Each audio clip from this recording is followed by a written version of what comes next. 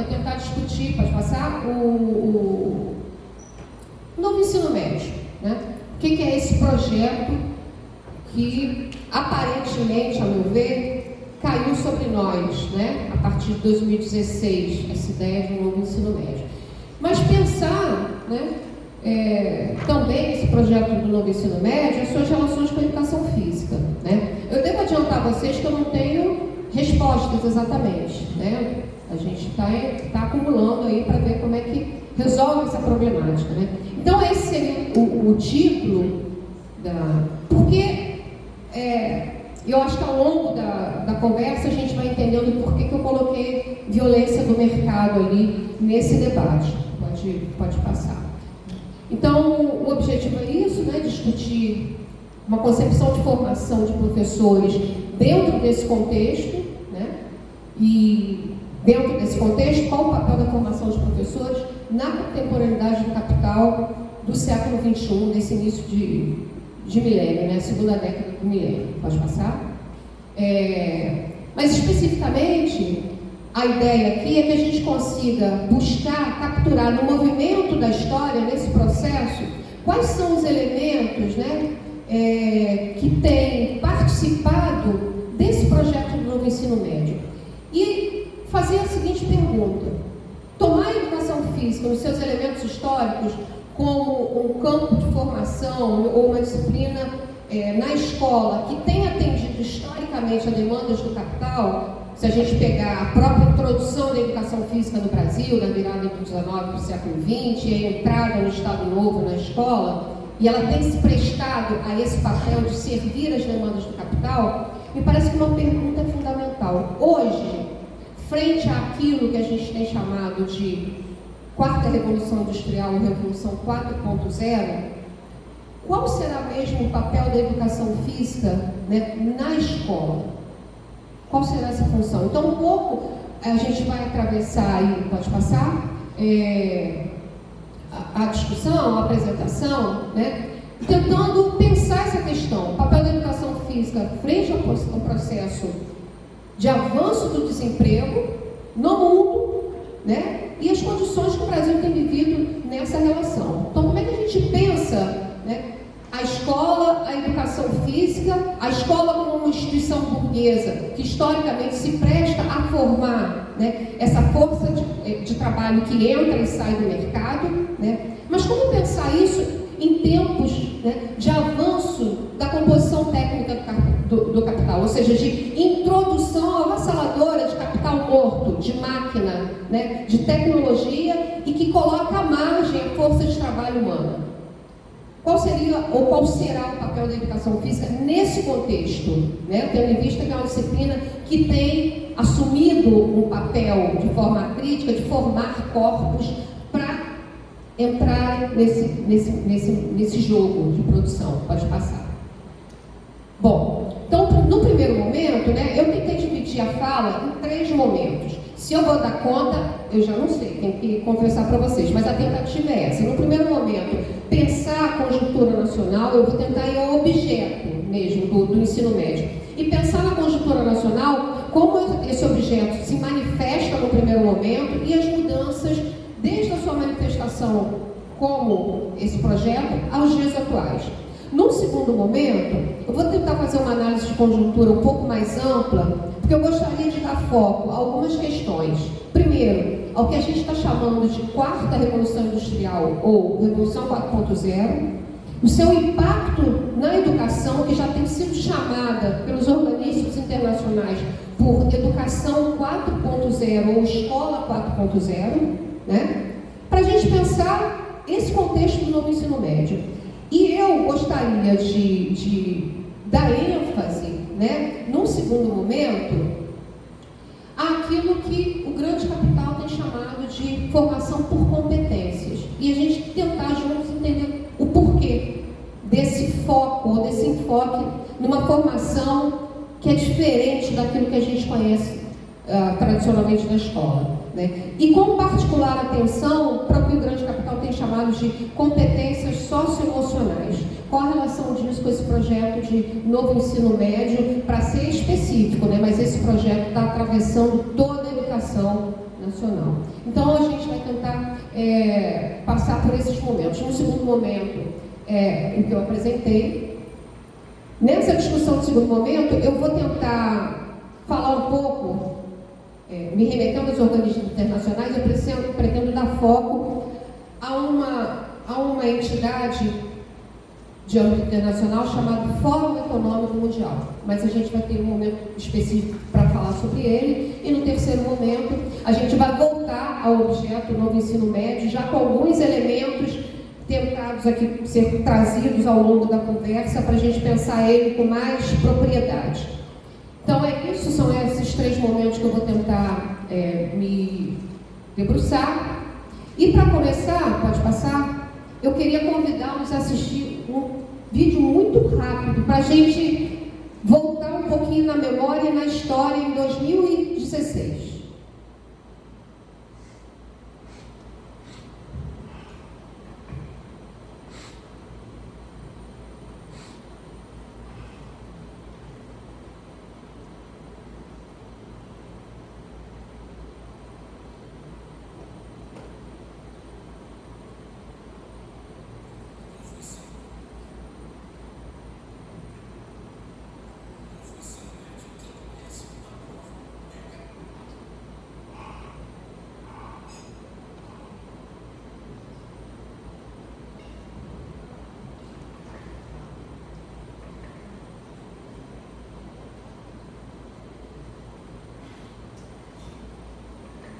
Estamos sem som.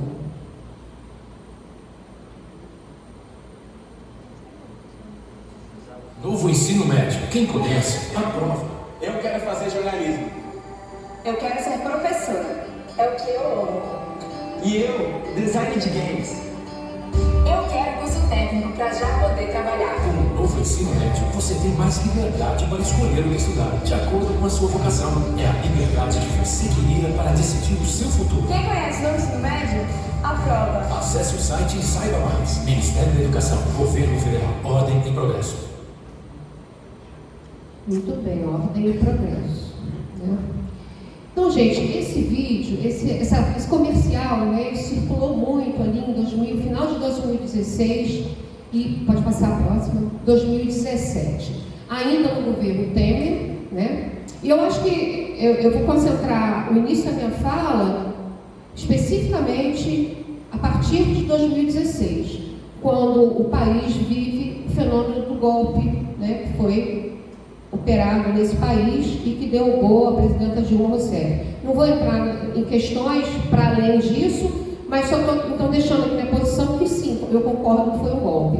E um golpe planejado porque havia um projeto a ser, a avançar nesse país. Um projeto que já vinha em curso, a meu ver, desde o início dos anos 90, mas que por algumas questões políticas, em alguns momentos ele precisou ser freado, ele precisou ser estancado, ele ia e vinha, avançava um pouco e voltava. Eu acho que, se pegar pela política de esporte, a gente lembra um pouco das falas do Pedro, né? A coisa ia e vinha, mas também não era diferente na política educacional como um todo. Eu trago aquele comercial porque ele foi a peça, né, publicitária, uma das principais, para divulgar para o Brasil como um todo, mas sobretudo para os jovens, a ideia que estava colocada nesse projeto, né? Que tinha como centro essa ideia da liberdade de escolha, né? Uma educação gourmet, onde o jovem ele poderia escolher o que quisesse, como se ele estivesse diante de um self-service e ele, ao seu bel prazer, ele escolhe como ele quer montar a formação dele. E aí a ideia de que ele é livre para escolher, né? Que há uma educação que é altamente flexível, que ele pode montar e sair dali com a vida dele resolvida. Então eu trago algumas palavras que, em determinado momento histórico do capital, mas sobretudo, né, a partir do início do século XXI, né, a partir de 2015, 2016, elas passaram a circular entre nós e a gente precisa questionar o sentido dessas palavras. Então eu trago algumas aqui, há outras, né, mas que também fazem parte muito do lexo empresarial. É preciso dizer que essas palavras que têm circulado tanto no meio educacional, originalmente elas são do meio empresarial, né? Qualquer entrevista de trabalho hoje passa se tiver sorte, futuro trabalhador que está sendo entrevistado, na observação de como ele se comporta enquanto indivíduo. E aí ganha muito peso as chamadas soft skills, as competências socioemocionais, que é quando o RH de uma empresa quer saber o comportamento desse futuro ou futura trabalhador.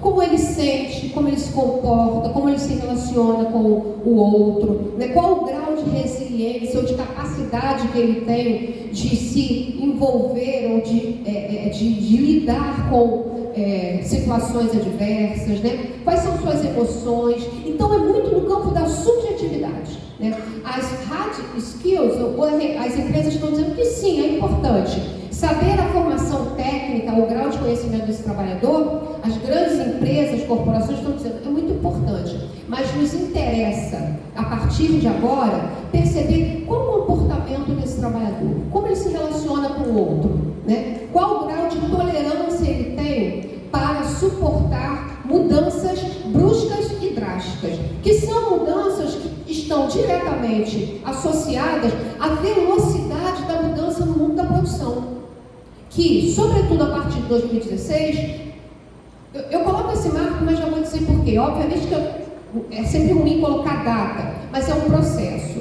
tá? Mas eu já vou dizer por que 2015 e 2016. Por conta do avanço da produção automatizada, da inteligência artificial, né?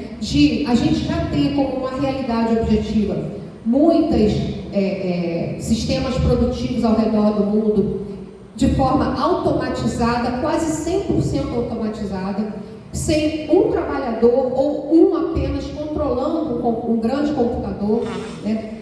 Essa lógica, essa nova lógica, ela coloca algo que o capital sempre, em alguma medida, na sua gana de competitividade, tentou remediar, né? Tendo em vista que a gente sabe, né? E eu tenho acordo com isso, de que o lucro do capital, majoritariamente, ele está contido na capacidade que o capital tem de explorar a força de trabalho desse trabalhador. Então, nós chegamos num ponto de uma contradição extremamente difícil para o capital.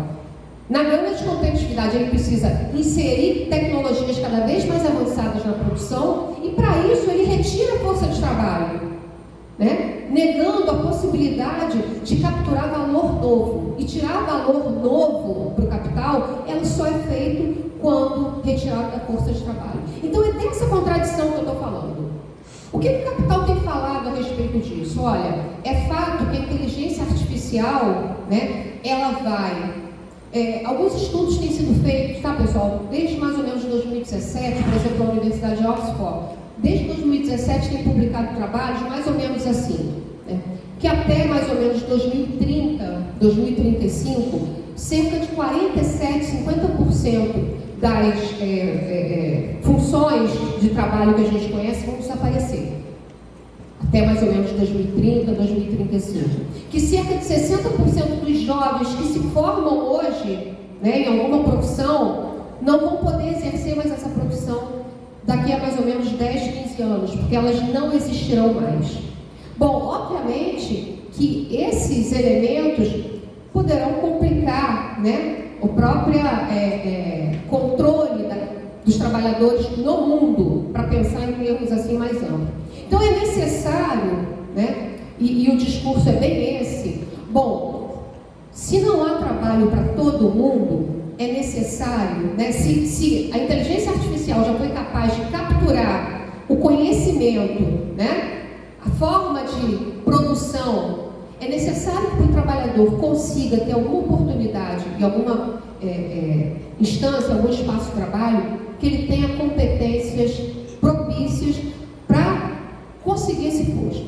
E é daí que sai a ideia de competências socioemocionais.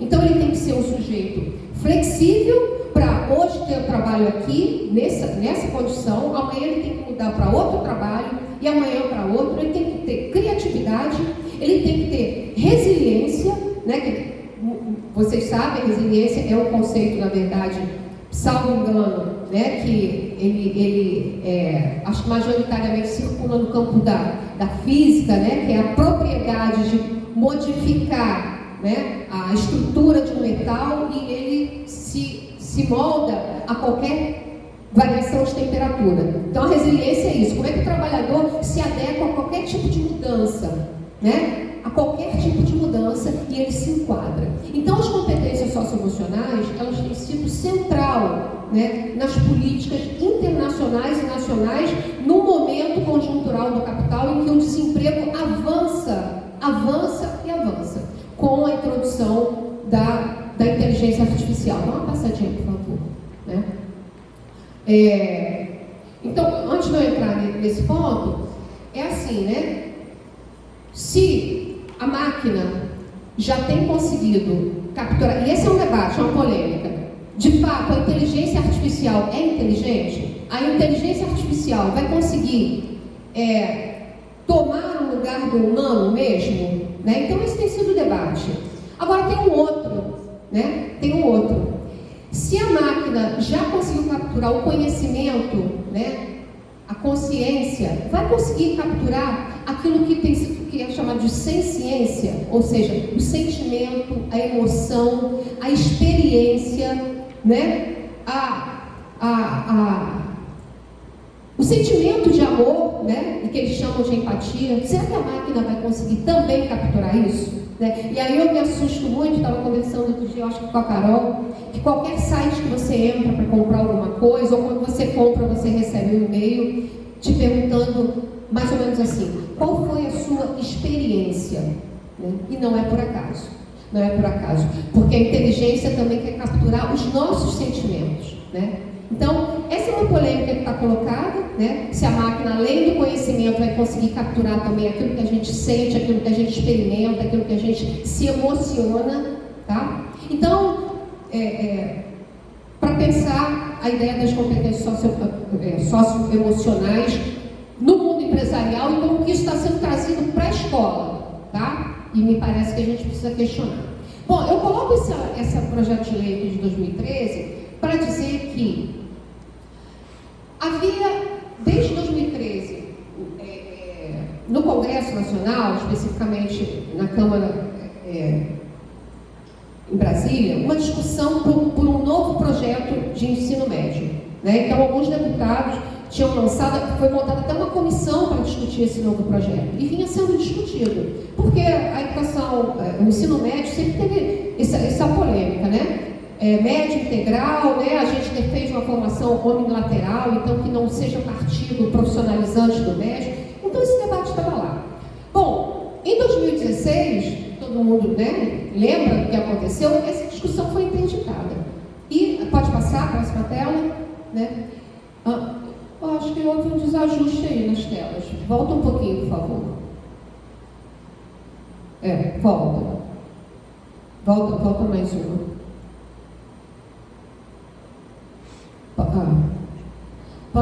Passa para. Teve um desajuste aí qualquer. Vai, passa. Então esse é o projeto. Pode passar mais uma. Mais. Tá bem. Então, aquele projeto estava tramitando no Congresso, antes mesmo de, em 2016, em setembro, né, o governo Temer anunciar a medida provisória, né, de 746, que causou um grande rebuliço no país. Todos lembram das ocupações estudantis, né, os estudantes da escola básica ocuparam as escolas, né, denunciando o eixo desse projeto, né, forma precarizada de formar os jovens nesse país.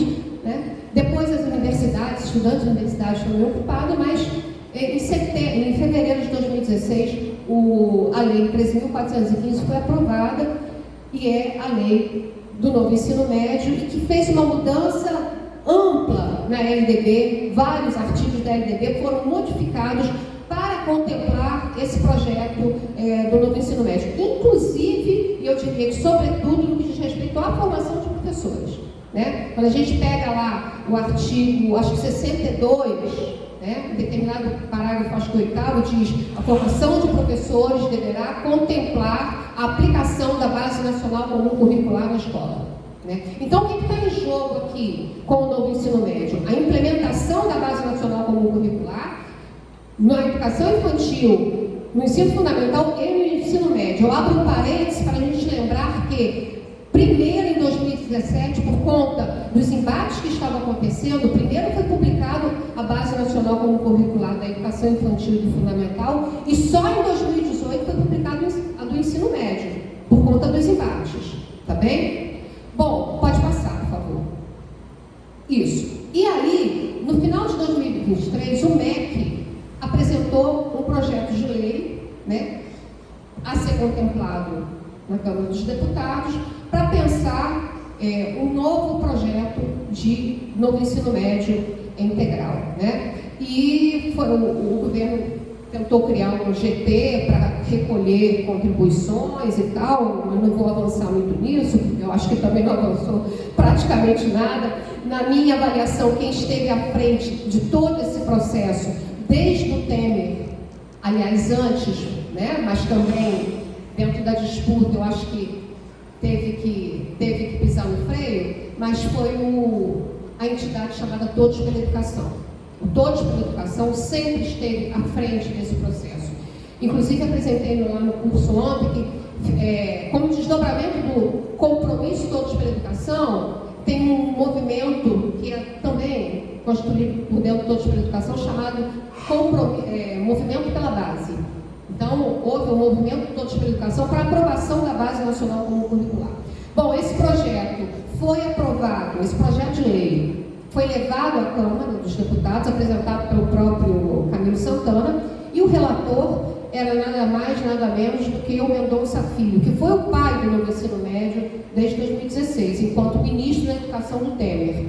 Estava brincando ontem com o pessoal lá que entregaram a chave do galinheiro na mão da raposa. Ele é o relator. Né? Então, pode passar, por favor.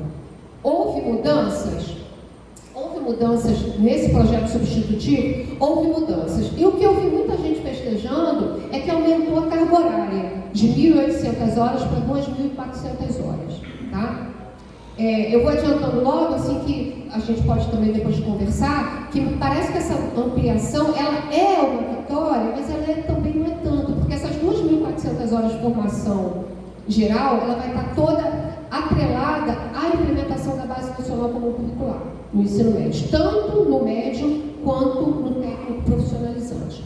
Então aqui eu vou passar rapidinho para a gente ver assim, historicamente como isso se deu. Então, publicado a aprovação do novo ensino médio, pode passar, né? Aí eles festejando, o presidente golpista e todos os seus, né? Enfim, o Mendonça Filho, pode passar. E aí, como é que era, né? Assim, muito rápido, como é que era o novo ensino médio, tá?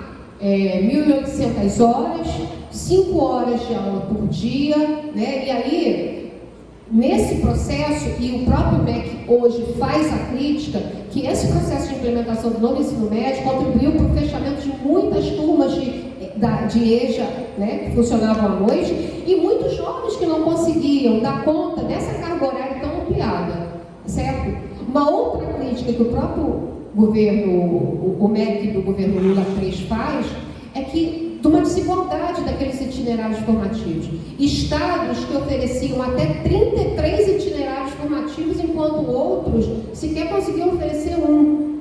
Né? Parece que São Paulo chegou a oferecer 200 itinerários formativos. Então vejam a discrepância, tá certo? Então, por tudo isso, né, esse projeto foi repensado, mas obviamente também pela força dos movimentos que questionaram todo esse projeto. E eu queria demarcar que, desde a medida provisória até o atual projeto de lei, né, o eixo dessa ideia, a lógica que está colocada é a da flexibilidade da formação, que eu posso escolher, eu jovem posso escolher de forma livre, né, porque sou dono da minha liberdade, da minha autonomia, do meu protagonismo, que são essas palavrinhas que eu falei ainda há pouco, para escolher e fazer essa formação. Pode passar, por favor. Bom, esse aí é o dia em que foi aprovado lá na Câmara, né, o projeto de lei com o substitutivo do, pode passar, do Mendonça Filho, né, passar. E aí há algumas mudanças, né? Pode passar. Tá. Agora, houve mudanças, mas a lógica, e é isso que eu queria discutir com vocês. É legal a gente saber o número de lei, data, mas eu queria pensar a lógica sobre a qual esse projeto foi construído e se mantém. Então, a ideia da liberdade da escolha está atrelada a um conceito que é muito, né, ele chama, né, ele convida, que é a ideia do empreendedorismo. Né? A ideia de que você, e vejam bem, por isso que eu comecei falando do desemprego estrutural, do avanço do desemprego, da forma como as máquinas, né, o aumento da composição orgânica do trabalho feito pelas máquinas retira trabalhador. Então é preciso que o jovem acredite que ele, individualmente, ele vai arrumar a saída.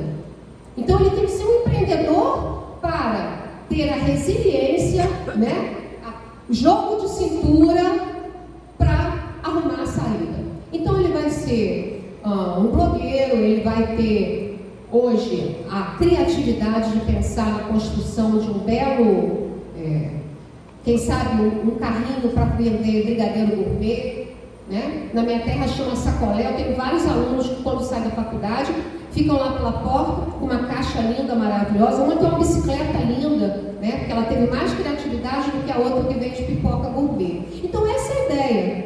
Todos estão imbuídos de que conseguem dar a volta, né? Conseguem dar a volta. Então a ideia do empreendedorismo, pode passar, ela está colocada, ela mantém. Está mantido também no projeto o que eles trocam de nome, né? Lá no projeto original, na 13.415, havia a possibilidade da EAD, da educação à distância. Eles mudaram de nome, acham que engana a gente, né? Agora eles estão chamando de educação mediada por tecnologias, fica mais bonito, né? E aí eles colocam que em condições de excepcionalidade, municípios muito distantes, imaginem o que vão fazer com essa excepcionalidade para justificar a introdução do ensino médio e técnico profissionalizante à distância. Pode passar. Então aqui eu estou trazendo questões que estão mantidas nesse projeto. Mercado de diplomas, né? Então a gente tem uma carga horária muito extensa, a gente sabe toda a problemática da escola, falta de professores, falta de infraestrutura, né? Então é possível esse estudante buscar cursos em empresas né, ao redor e vão trazer declarações para somar na carga horária. Isso também já estava contido no projeto anterior, desde que, né, voltado para essas competências necessárias e que estão lá colocadas pela base. Pode passar, por favor. E está mantido o projeto de vida, né? O projeto de vida que é a mola propulsora dessa ideia da meritocracia e do empreendedorismo, que você é capaz. Pense o futuro, né? E eu costumo dizer muito para os meus alunos, como é que eu penso o futuro quando é negado a mim o presente, né? Como que eu vou pensar esse futuro? Então o projeto de vida, ele também é a espinha dorsal desse projeto, que está mantido. Pode passar, por favor. Enfim, o itinerário formativo também trocaram de nome, porque foi muito criticado a ideia dos itinerários formativos, né? Que é a parte diversificada do currículo, tá certo? Então tem uma parte que é comum a todos, que está focado na base nacional comum curricular, e os itinerários é a parte diversificada. Então, né, todo mundo via aquilo, até na forma de fazer graça com a coisa, aulas de brigadeiro de colher, né, o que rola por aí. Então, chegou a um ponto que o próprio governo teve que dar um freio nisso. Então, eles trocaram de nome, agora eles chamam percurso de aprofundamento.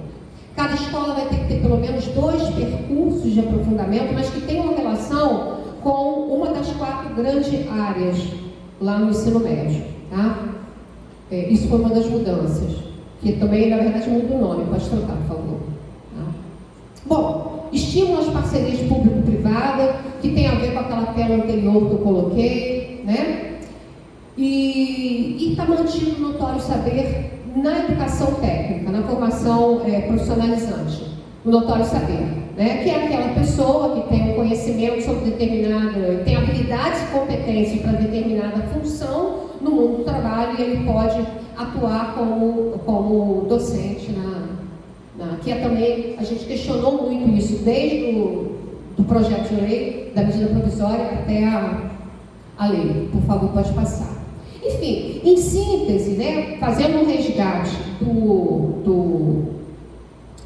desde a medida provisória até o substitutivo, que foi aprovado dia 20 de março na Câmara, eu não tenho a minha análise sobre o que consiste esse projeto, né? Então, ali está coagulado, né, os elementos necessários ao capitalismo nesse momento específico contemporâneo. A ideia da flexibilidade, da liberdade individual, né, que coloca no centro, no eixo, a competitividade acirrada. A ideia de tempo integral, né, a escola de tempo integral, inclusive, né, em 2023 a lei que foi aprovada das escolas de tempo integral. Precisa a gente questionar qual a possibilidade que a escola pública hoje tem sido dada a ela de manter um dia de tempo integral. Tem atividades mesmo suficientes para isso? Tem professores que possam estar integralmente nessa escola, construindo essa escola política, didática, pedagogicamente, tá certo? A naturalização de conceitos do mundo do trabalho, né? A ideia do professor notório saber, né? Então são eixos que continuam. Eu não acho que eu não coloquei ali, mas ontem foi dia 19, antes de ontem, esse mesmo projeto que saiu da Câmara foi aprovado dia 19, antes de ontem, no Senado. Tá? Então foi aprovado no Senado. Eu não tive tempo de olhar se houve muitas mudanças, mas no grosso eu olhei, é o mesmo projeto que saiu lá da Câmara dos Deputados e foi aprovado quarta-feira no Senado, tá? Da mesma maneira. Por favor, pode trocar. E aí eu entro para o meu segundo momento.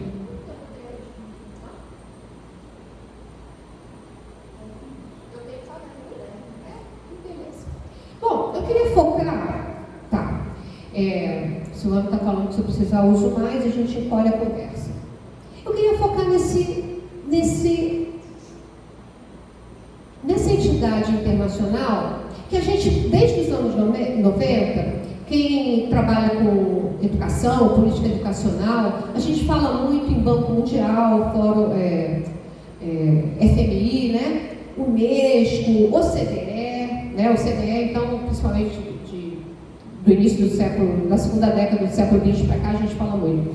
Mas eu tenho me concentrado muito nesse espaço aí, no Fórum Econômico Mundial. É um fórum que acontece desde o início dos anos 70, né, na Suíça, em Davos, onde ele concentra todos, eu queria reforçar essa palavra, todos os grandes representantes de conglomerados internacionais, né, e chefes de estados.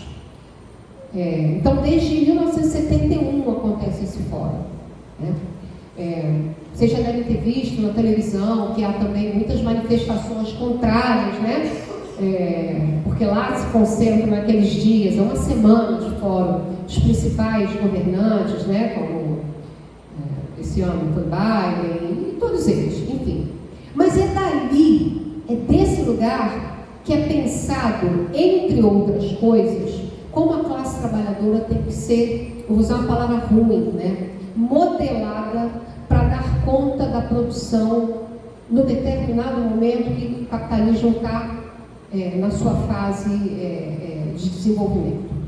É ali. E, assim, eu estou dizendo, essa é uma observação minha que eu tenho feito, né? O que sai dali?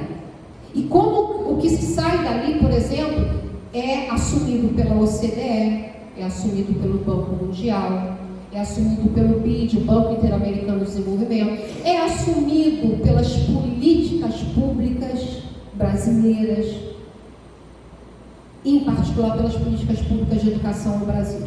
Então, essa é a observação que eu tenho tentado me esforçar e me debruçar sobre isso. E me chamou muita atenção que, sobretudo, pode passar a próxima, a partir de 2015, eu vou dizer então, eu falei há pouco, né, coisa de marcar a data, em 2015, todo ano tem uma feira da indústria, acho assim que eles chamam, na Alemanha, na cidade de Hannover. E essa de 2015 era para apresentar, né, o que eles estavam chamando de uma nova forma de produzir no mundo. Era a tal da indústria 4.0 que essa feira estava apresentando, né? Produção computadorizada, né, o que há de mais avançado em tecnologia, mas tinha uma coisa diferente, né? Robôs que se comportavam como gente, como humanos. Foi a primeira vez que se percebeu isso, né? Como que máquinas estavam se apresentando, se colocando, se comportando como humanos. A partir daí, né, Capital consensuou em chamar e em dizer que nós estávamos saindo da terceira revolução industrial, que começou a acontecer ali pelos anos 70, com o descenso do Fordismo, a crise do capital dos anos 70, a crise do petróleo, né? E que a gente estava passando da terceira para a quarta revolução industrial. Um novo momento tecnológico e um momento disruptivo, como eles chamam. Essa disrupção que afeta a economia, né, as relações políticas, as relações culturais, afeta todo o ambiente, né, dado o grau de aprofundamento e de modificação das relações humanas. Então, ali em 2015, essa ideia de uma nova revolução no capitalismo nasce. E junto, é retomada uma ideia que também nos anos 70, no final de 70, para ser preciso, em 79, um filósofo francês chamado Jean-François Lyotard, ele é convidado para fazer um relatório pelo governo do Canadá. E esse relatório, na verdade, se transformou num livro, que tem por título A Condição Pós-Moderna. E nesse relatório, ele virou uma conferência, né, para um conjunto de universidades daquele país. Acho que, salvo engano, foi em Quebec, na província de Quebec, em 79. E lá ele falou muitas coisas, mas ele fez uma fala que, em síntese, dizia isso que está ali. O mundo vive, desde o final da Segunda Guerra, mudanças profundas, né? Avanços tecnológicos que antes não seria possível pensar e que, obviamente, as guerras são responsáveis por isso. Tudo que a gente tem hoje na mão é produto de guerra, né, gente? Se a gente for pensar lá atrás, na Segunda Revolução Industrial, né, como que as guerras napoleônicas, por exemplo, contribuíram para o avanço tecnológico, né? Então, o Lyotard estava falando isso. Olha, a Segunda Guerra, somado ao maio de 68, a contestação cultural e política e ideológica, somado à inserção das novas tecnologias da comunicação, da computação, a gente está vivendo um outro momento da produção de conhecimento e de saberes. Ele vai dizer, o conhecimento, a produção do conhecimento já não tem o valor que tinha. Nós estamos vivendo, dizer, um outro estatuto do saber, um outro estatuto do conhecimento. Tem mais valor agora aquele que sabe e tem capacidade de armazenar dados, armazenar bytes, né? Porque o conhecimento, ele está colocado para toda e qualquer pessoa, qualquer que tenha acesso a ele. Bom, no campo filosófico e das ciências humanas, o Lyotard colocou a discussão da produção do conhecimento em outro lugar, em outro patamar. O que, a meu ver, né, se por um lado pode ter algum avanço, mas ele coloca em questão também as metanarrativas, né? Aquelas narrativas que até então buscavam explicar o mundo, né, e as relações universais como possibilidade. Então ele questiona a produção de saber, de conhecimento e as grandes narrativas. Bom, por que eu trago o Lyotard? Porque isso novamente, com esse advento da quarta revolução industrial, ela é colocada, ela é recolocada, né? No sentido de que o conhecimento está ao toque de um dedo de qualquer um de nós e que não cabe mais uma dedicação exclusiva, né, para produzir o conhecimento, já que ela está sob a possibilidade de todos acessá-la. Tá? Pode passar. Enfim, então, esse ano o fórum aconteceu em janeiro, tá? Tinha um representante do Brasil, como sempre tem, pode passar. E esse senhor aí, o Klaus Schwab, ele foi o idealizador desse, pode passar, desse fórum no início dos anos 70. E ele em 2016, pode voltar no livro, ele publicou esse livro. e que tem servido de pauta e de parâmetro para essa discussão por todos os estudiosos que discutem mundo do trabalho, mudança, reestruturação produtiva, né? Inteligência artificial, tá certo? Porque assim, né? Ele é a pessoa que está lá e que transita e que coordena tudo isso. Mas ele levanta uma preocupação. Ele diz, olha, não vai ter emprego para todo mundo, não vai ter trabalho para todo mundo e já, e logo, né? Na verdade, ele não está falando para a gente, não, né? Ele está falando para o grande capital. Então, quem está perguntando nesse livro é o que a gente faz? Porque o trabalho, no mundo capitalista, é o único lugar que o trabalhador consegue tirar, não é nem a sua vida, mas a sua sobrevivência. E se esse trabalhador não tem mais de onde tirar, pode ter problema, né, gente? Então, o capital tem se colocado desde 2016 a tarefa de pensar como é que faz isso, né? Pode passar. Então, ele diz, olha, passa mais uma, por favor.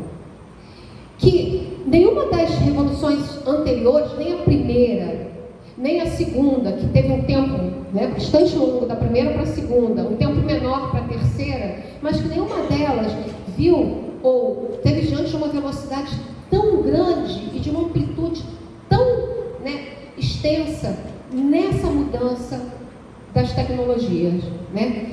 É a primeira vez que é possível ver na mudança tecnológica a combinação, né, do físico, do digital com o biológico. Isso aqui, por exemplo, quando a gente chama o Uber, né, é disso que ele está falando.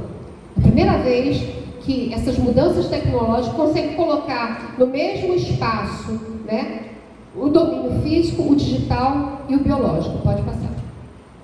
Então, eu vou ler só essa citação que ele diz lá, ó, o Uber, a maior empresa de táxi do mundo, não possui sequer um veículo.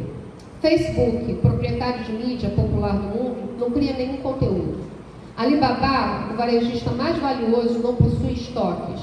E o Airbnb, o maior provedor de hospedagem do mundo, não possui sequer um imóvel.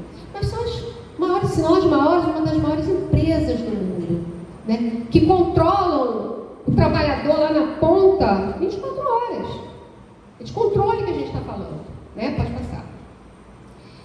Então, a partir dessas reflexões que grandes capitalistas e chefes de Estado têm feito, desde 2016 para cá, ao término desse encontro lá na Suíça, eles publicam um documento chamado O Futuro do Trabalho, né? E ali é interessante a gente perceber a mudança de um ano para o outro, como que eles vão mudando o perfil das relações de trabalho e o tipo de formação que o capital precisa que o trabalhador incorpore para si, para tentar ser empregável.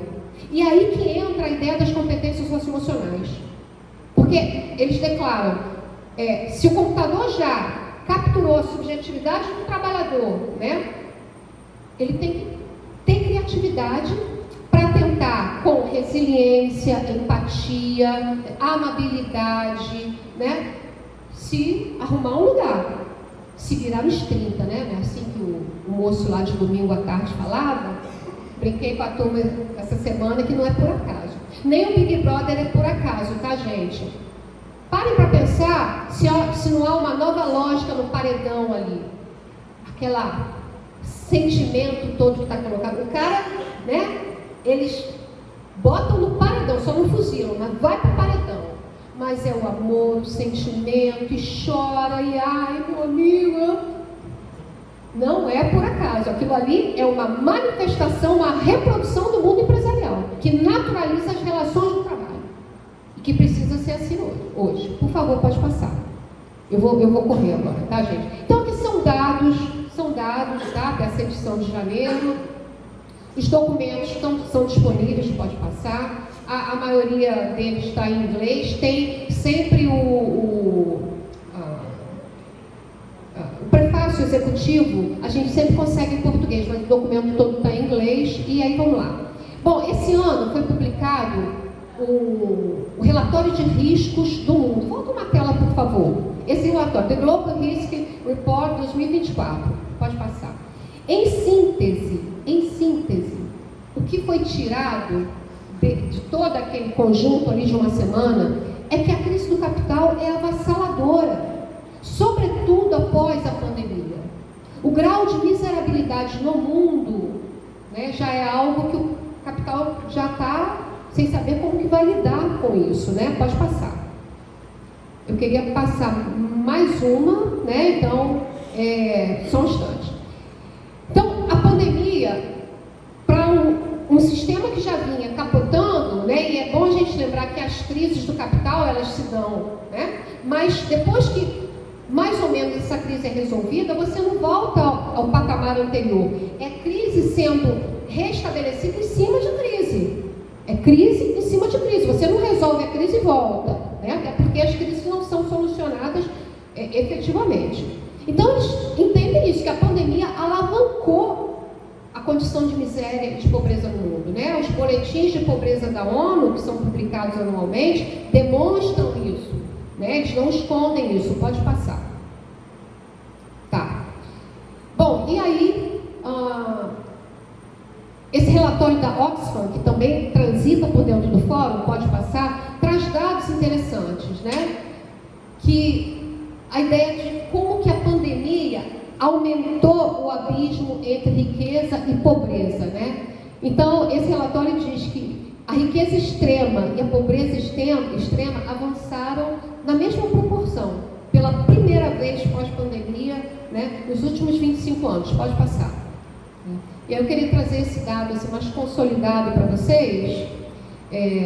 Peço licença para ler. Olha lá, 63% de toda a nova riqueza foram capturados por 1% mais rico, enquanto 16 bilhões de dólares, 37%, foram para o resto do mundo conjunto.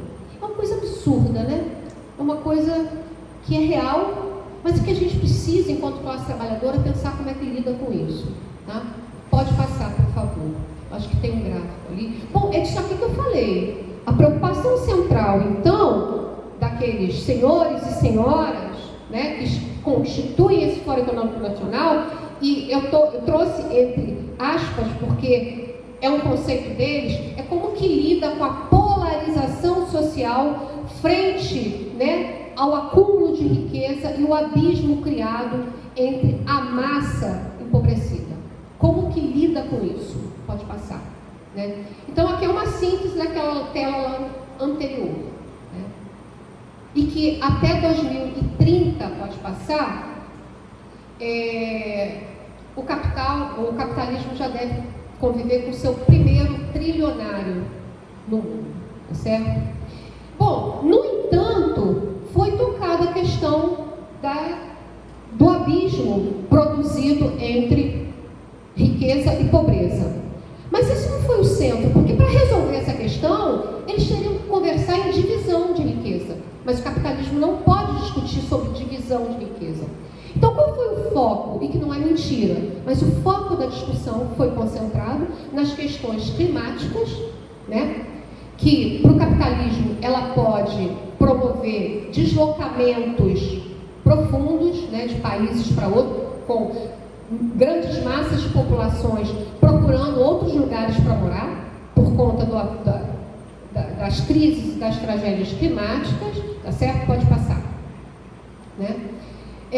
Então, a preocupação ficou resumida nisso, nos danos que podem ser causados às empresas, a crise climática, né? E muitas pessoas precisando se deslocar no mundo, né? O que vai criar ainda mais esse conflito social.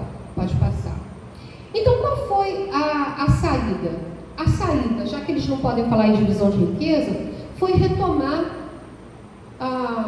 as conferências do clima, né?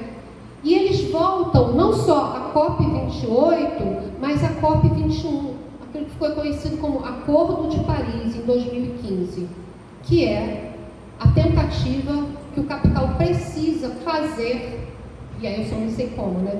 Voltar ao período pré-revolução industrial na temperatura do planeta, né? Retroceder, voltar a menos 1,5 grau do que a gente tem hoje na Terra. Sem isso, o planeta, de fato, já está ameaçado. Então, eles se concentraram nisso. Eu não vou entrar aqui na discussão, mas acoplado a isso, a gente tem a agenda da ONU de sustentabilidade para 2030. E todos os projetos de educação e as políticas públicas de educação no Brasil trazem, né, como um dos elementos a agenda de sustentabilidade 2030. Educação sustentável, todo mundo já viu aqui, né?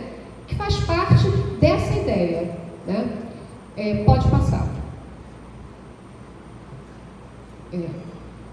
Bom, e um outro elemento, como eu já havia dito, é o elemento do clima, o elemento das guerras, né, e o elemento da inteligência artificial, como sendo não só um problema para o desemprego, mas também o que eles têm chamado de desinformação, que para o próprio capital tem trazido muito problema, né, a inteligência artificial. Pode passar. Bom, isso aqui é o relatório que eu falei para vocês, o de 2020, tá certo? Pode ir.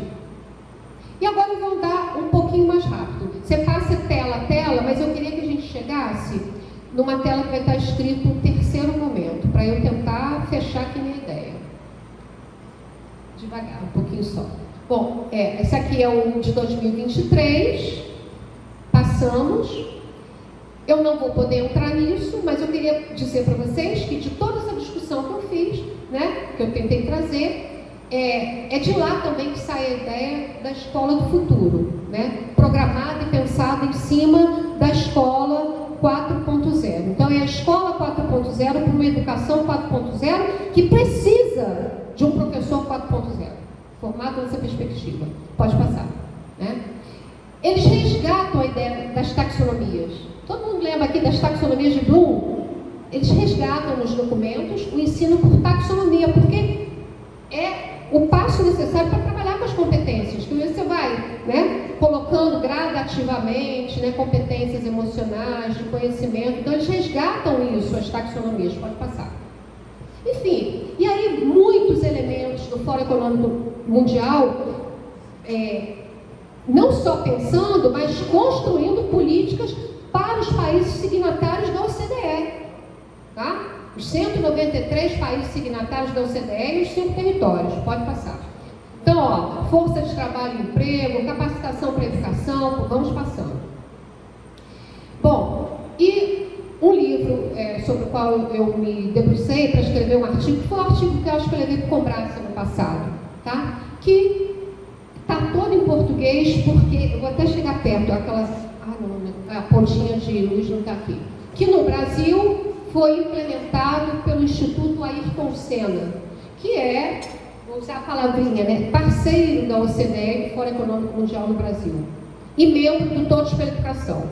Desde 2014, o Instituto Ayrton Senna atua em outros estados também, mas sobretudo no Rio de Janeiro. E eles ensaiaram, fizeram uma primeira experiência no Rio de Janeiro, nas escolas municipais, fizeram uma prova sobre competências socioemocionais, isso em 2014 já, tá?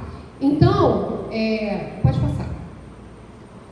Então, o objetivo daquele documento, que aí sim já é uma produção da OCDE, que traz os dados do Fórum Econômico Mundial e produz esse documento. Eu também peço licença para ler e acompanhe então comigo.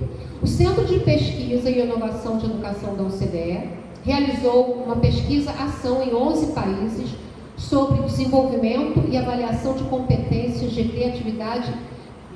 Eu queria destacar isso, competências de criatividade e pensamento crítico em educação.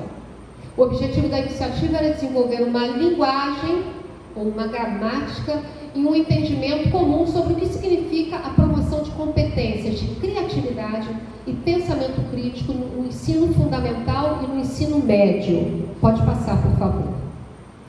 E aí, pode passar. Volta uma. Eu que não vi uma. Ah, tá. Essa fala aí já é do diretor da OCDE de educação, tá? Ele esteve no Brasil várias vezes, mas eu estou me referindo a um grande congresso internacional que o Instituto Ayrton Senna fez no Brasil em 2020 e ele esteve presente. E essa é uma fala dele, eu também vou pedir licença para ler. Ele diz o seguinte: as escolas do futuro têm tem que ajudar os alunos a pensar por si mesmos e a trabalhar com os outros. Eles devem entender os limites entre ações individuais e coletivas e melhorar a sua capacidade de identificar e compreender os próprios pontos de vista e do mundo ao redor. No trabalho, em casa e na comunidade, as pessoas precisarão compreender profundamente como os outros vivem em diferentes culturas e tradições e como pensam, sejam eles cientistas ou artistas. Também terão de melhorar a capacidade de imaginar novas soluções, identificar novas possibilidades, fazer novas conexões e transformá-las em novos produtos ou modos de viver melhor, fecha aspas, diretor da OCDE para a Educação. Me fale o nome dele agora, tá? Enfim, mas isso no Brasil, no evento feito pelo Instituto Ayrton Senna, tá? Pode passar, eu entro no meu terceiro momento, que é para pensar como essa conjuntura internacional, quais são os elementos que se manifestam especificamente nessa discussão do novo ensino médio. Pode passar. Acho que esse documento eu botei lá em cima, né? Que é a Escola do Futuro, a Escola 4.0. Muito bem. Aqui eu ia botar uma fala da presidente do Instituto Ayrton Senna, que é a irmã do Senna, né? Viviana Senna, mas vai comer muito tempo. Esse foi o tal evento, o congresso aqui no Brasil, foi já no início da pandemia. A data ali está na publicação, tá, gente? Mas foi, a pandemia mesmo começou ali no início de março, 5, ele foi no iniciozinho de março, foram uns 3 dias, pode passar. Enfim, e aí as competências, né, que estão lá na Base Nacional Comum Curricular. Quem manuseia a base vê essas competências lá. São essas as competências que estão colocadas na Base Nacional Comum Curricular, na BNC Formação de Professores e a base que transita em todas essas entidades e organismos internacionais. Mas eu queria destacar a 2, que são as chamadas soft skills, ou competências socioemocionais. O foco que o capital está dando ao pensamento científico, crítico e coletivo. Mas é preciso que a gente compreenda o que eles estão chamando de pensamento científico, crítico e criativo. Quando o capital já estabelece um outro patamar, né, para o saber, que não é nem mais aquele que o Lyotard falou nos anos 70, é de outro porte, é de outra monta, né, o trato do conhecimento, né, na contemporaneidade. Então, o que é ciência hoje? O que é ser crítico hoje? Né? O que é ser criativo hoje? É oferecer ou tornar coletivo com os jovens a possibilidade de criar futuro? De pensar outra sociedade, por exemplo? Porque criatividade para mim é isso. É poder construir um outro mundo, ainda que não concreto, mas ter certeza que é possível. Então, o que eu estou querendo chamar a atenção aqui, que esses conceitos, eles têm outro conteúdo dentro, né? Esses conceitos, eles estão muito no campo do tópico, do superficial e do imediato. Pode passar. Essa conferência, sim, é a mesma. Vamos passar então. Muito bem. Que desdobrou nesse documento do Instituto Ayrton Senna e do movimento pela base, que eu tinha falado para vocês. O que rolou nesse congresso? Né? A necessidade da base se fazer valer. A gente estava entrando na pandemia, né? O governo Temer, que instalou, de fato, a Base Nacional como curricular, o ensino médio, precisava prestar contas. E aqui, o governo Bolsonaro já, tá? Chama a atenção de que o governo Bolsonaro estava também no MEC, mas tudo isso estava rolando, gente. O capital estava providenciando formas da escola funcionar como é necessário. E, enquanto isso, mas não menos importante, nós estávamos muito preocupados, e com razão, com a escola sem partido e com o Van Traub dizendo que nós somos arruaceiro e maconheiro nas universidades. Mas eu queria chamar a atenção que o projeto central continuava em curso. Certo? Pode passar. Muito bem. Esse que é o nome do senhor lá, que é o diretor de educação da OCDE. Só no grifo ali, nessa sociedade, quem não for criativo será substituído por robôs ou computadores no seu trabalho. Tá? Queria chamar a atenção disso. Pode passar. E aí, em 2021, não houve essa prova PISA. Todo mundo já ouviu falar nessa avaliação internacional, né, gente? Programa de Avaliação Internacional de Estudantes. É um ranking internacional organizado pela OCDE, né? Organização para o Desenvolvimento do Comércio. Em 2021, ele não foi feito por causa da pandemia e passou, então, para 2022. Nessa avaliação, o principal objeto a ser avaliado aqui no Brasil e no mundo era o pensamento crítico e a criatividade. Era o principal objeto a ser avaliado. Pode passar. Chegou o resultado no começo desse ano. O resultado do PISA de 2022 foi publicizado, eu acho, ou em dezembro de 2023 ou janeiro de 2024. Então, aqui os resultados. Então, eu queria ler para vocês.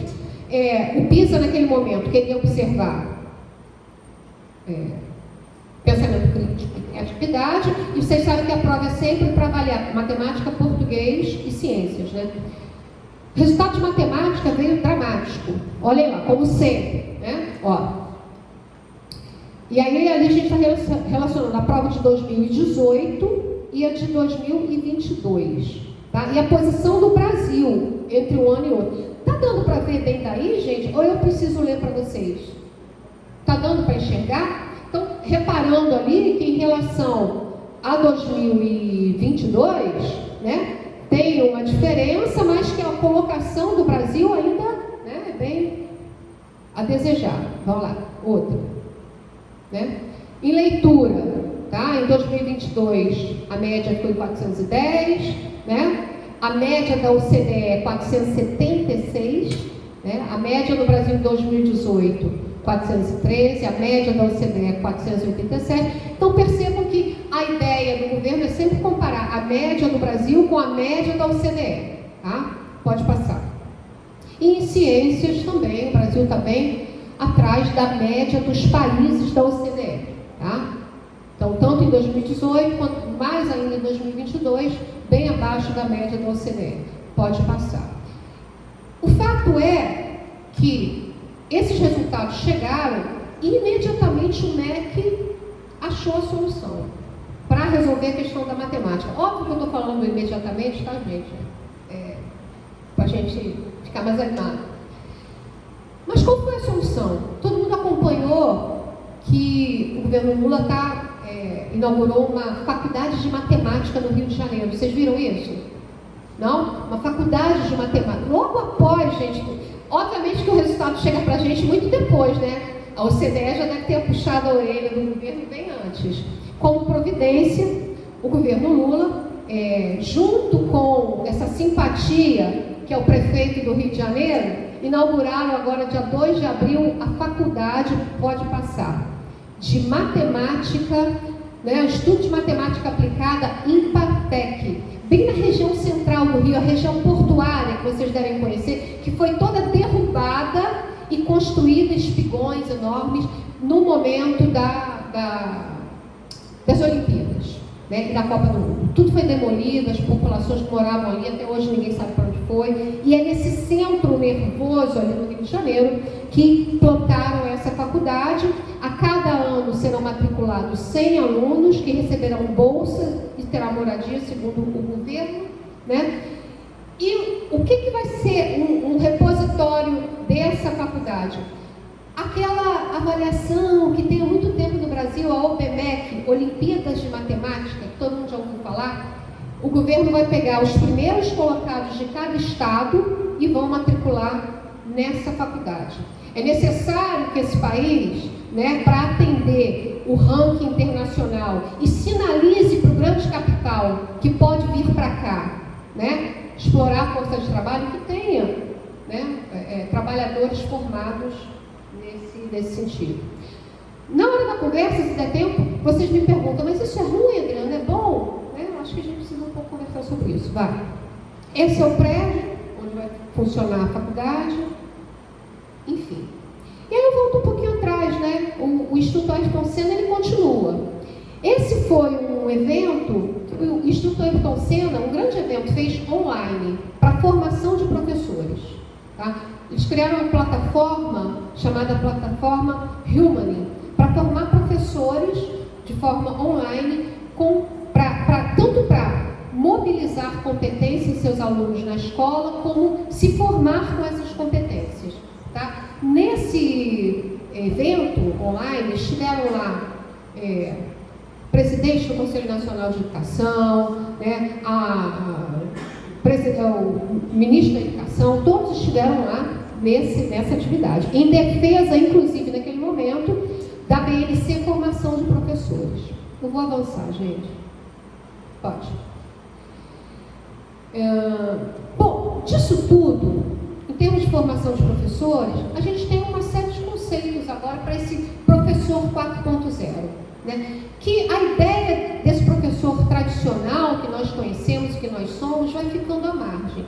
Não estou colocando em questão se esse modelo que nós somos é bom ou é ruim. O que eu estou trazendo é que ele vai ficando à margem. Vão surgindo várias ideias, né? Tem muitos outros. Tanto ideias de novas pedagogias como de modelos de professor. Então a gente tem a tal da sala invertida, o design thinking, professor maker, né? Ou salas maker, né? Professores mediadores. E o objetivo de tudo isso, dentro dessa política, é aumentar o engajamento tanto do professor como do aluno, na ideia de que esse engajamento significa a possibilidade de tanto o professor quanto o aluno buscar por si mesmo esse conhecimento nas redes. Né? O professor passa a ser aquele que vai dizer, olha, vai por aqui, na sala virtual tal, no link tal, na página tal, né? Por isso chamar de sala invertida. Pode ir lá. Bom, e aí a gente tem institutos internacionais que mostram, sinalizam para o mundo a importância deles manterem as competências para o mundo do trabalho sempre, né, em dia. Eu trago dados aqui do Banco de Boston, né, que se dedica a olhar isso, né? Que a incompatibilidade global das competências vão trazer prejuízos econômicos para o país. Pode passar. Então, a necessidade de sempre estar dosando, calibrando essas competências na força de trabalho. Pode passar. Eu acho que eu trago um dado aqui. Não, é o de cima, anterior. Essa entidade observou que a posição do Brasil dentro desse ranking das competências, né? Então, o país está na 52ª posição em 2022 e cai em 57. Estou trazendo esses dados porque é a escola uma das responsáveis por calibrar essas competências. Tá? Vamos lá, outra. Bom, e aí eu vou trazer dois projetos, além da Universidade de Matemática, dois projetos recentes que diz respeito ao novo ensino médio, né, e a formação de futuros trabalhadores. Um é o Pé de Meia, tá? Que é uma política lançada pelo governo Lula, que vai conceder ao aluno matriculado no ensino médio, né, uma poupança, a qual ele vai poder lançar mão ao fim do 3º ano. Vamos ver como é que isso funciona rapidinho? Vou trazer em linhas gerais mesmo, pode ir lá. Então, essa é a propaganda do governo, pode passar. Né? Então, tanto as redes federais, estaduais e do Distrito Federal, que ofertarem o ensino médio e que sinalizarem para fechar com esse programa, né? Eles vão poder se valer desse projeto ensino Pé de Meia. Então, ele é construído com 4 incentivos. Então, na matrícula, na frequência, na contabilidade da frequência, na matrícula no Enem e lá no final dos 3 anos. Vamos ver como é que isso se dá em termos de finança. Na matrícula, o jovem vai receber R$200, né? Ao longo do ano, 9 parcelas de R$200, né? E aí tem todo o controle da frequência. Na conclusão, R$1.000, tá? E para a matrícula do Enem, mais R$200. Ao término dos 3 anos, né, isso em alguma medida vai ficando guardado numa poupança. Se por um lado é um incentivo ao aluno se manter, né, com a possibilidade de ir para a escola, por outro, a crítica que a gente faz é como que um projeto como esse, ele funciona muito para manter o capital financeiro vivo. Porque esse dinheiro já está antecipadamente nos bancos. Certo, gente? Então, estou trazendo isso aqui para a gente, se tiver tempo, pensar nisso também. Certo? Bom, então esse é um dos projetos que está acoplado à necessidade que o Brasil tem de atingir padrões próximos aos países da OCDE, que tem um nível de formação de jovens como no ensino médio técnico profissionalizante muito maior do que o nosso. Mais uma tela. Então aqui é um resuminho do que esse jovem vai receber para entrar nesse projeto. Vai, por favor. E o outro projeto é o programa Juros por Educação, que em síntese é o seguinte: o governo está oferecendo um pacto de minimização das dívidas que o Estado tem com o governo federal, né? Se conseguirem aumentar a matrícula de estudantes no ensino técnico profissionalizante, no ensino médio, em até 37%. Né? A depender de como os estados consigam atingir essa meta, vai haver uma redução na dívida que o Estado tem com a União, tá certo? Então, até 2030, reforço aqui que 2030 é um marco por conta da agenda da ONU, da sustentabilidade do clima. Então, é tudo para 2030 que tem que ser feito. Quem conseguir até 2030 atingir 37% de jovens no ensino médio, na modalidade técnico profissionalizante, pode chegar a ter até a redução máxima do pagamento da dívida pública do Estado com a União.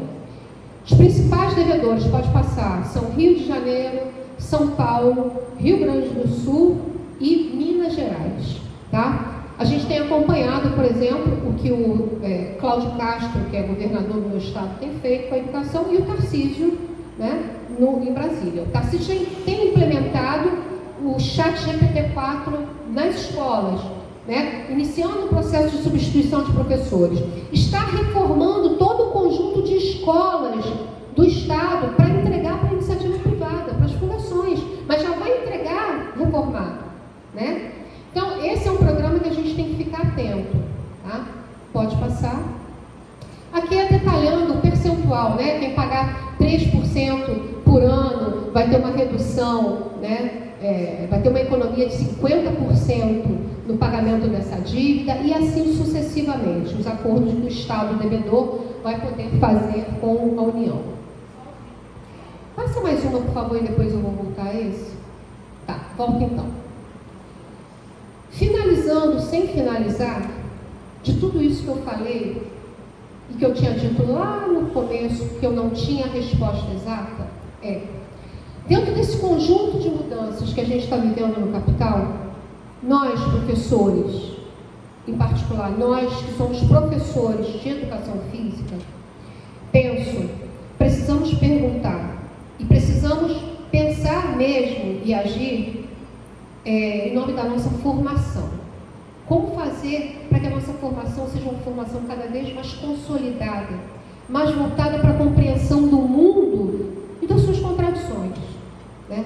E como fazer para a gente, vou usar um termo assim, né? Para a gente militar na escola com uma educação física que possa fazer do nosso aluno alguém que compreenda o mundo também.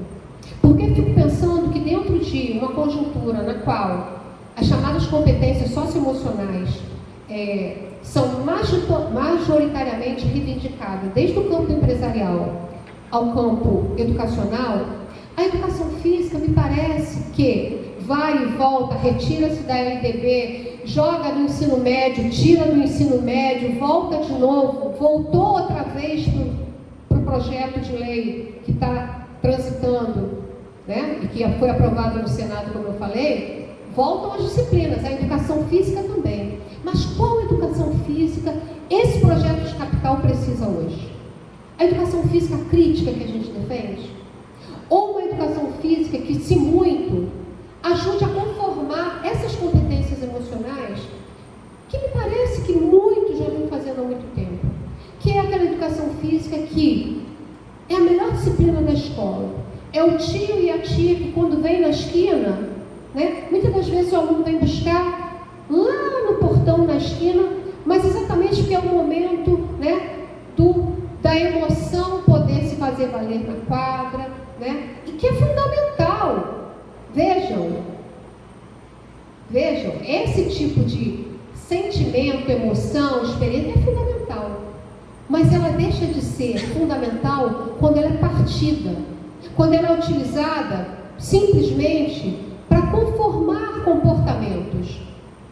Então, eu não sei se a gente vai ter tempo para conversar, não sei que horas tem. 5 minutos para meio-dia? É? Não, eu acho que eu queria parar um pouco para a gente conversar, mas dizer que, mediante esse quadro que eu tentei trazer, de forma ainda muito, né, por conta também está preocupada em a gente poder conversar, me parece que a gente está diante de um momento em que, mais uma vez, a educação física, ela pode ser convidada a participar desse projeto, mas, mais uma vez, de forma lateral, marginal, no sentido de que é uma educação física que faz corpos se mexerem sem uma ação efetivamente consciente da realidade. Tá? Então, eu acho que é um momento da gente, cada vez mais, pensar numa formação dentro da universidade sólida, ampla, profunda, e para que nossa prática pedagógica, nosso trabalho educativo na escola também dê conta de construir uma educação física efetivamente crítica, que possa ultrapassar, né, a realidade imediata e que possa contribuir para que os nossos alunos sejam efetivamente criativos e que possam construir, né, a partir da compreensão do mundo real, possibilidades de outro mundo, possibilidades de outras relações efetivamente humanas. Porque me parece que, diante desse quadro que a gente está vivendo, né, as relações são muito complicadas, né, e são muito trágicas, muito difíceis. Bom, eu tenho certeza que eu não falei como deveria, nem tudo que deveria, mas de minha parte talvez uma primeira, nesse momento e nesse espaço, uma tentativa de trazer para vocês coisas que eu tenho pensado e que preciso continuar pensando e formulando. Obrigada.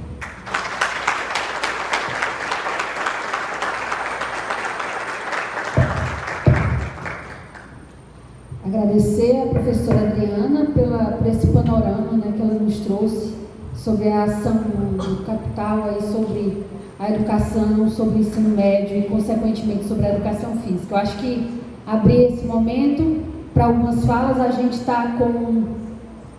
Não, a gente ficaria aqui, eu acho que por mais um tempo aí, 2, 3 horas, 4, lhe ouvindo. Então, acho que é importante a gente ter esse momento de troca, de diálogo com a professora.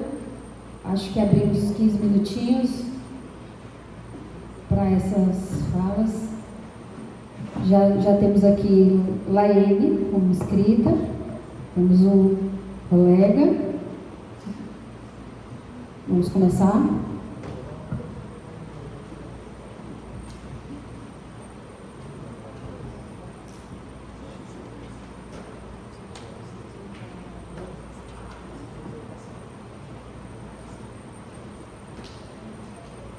Professora, bom dia. É um privilégio mesmo ter esse momento aqui com você, foi muito enriquecedor.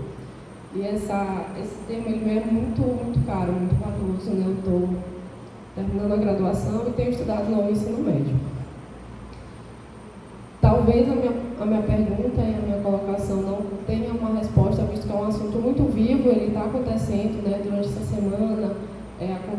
Tivemos a atualização dessa novela, que é o Novo Ensino Médio, que na verdade é um filme de terror, né, uma das maiores tragédias para a educação básica, que também afeta o nível superior, que nos adoece tanto os alunos, porque com essa ideia neoliberal de meritocracia, quando eles não desenvolvem essas competências, quando eles não chegam a ter esse sucesso que é colocado, é porque eles não foram bons o suficientes, né? E acabam adoecendo também os professores pela precarização do trabalho. São professores que muitas vezes têm disciplinas que não dialogam com a formação, né? Sobretudo educação física, que tem 80 horas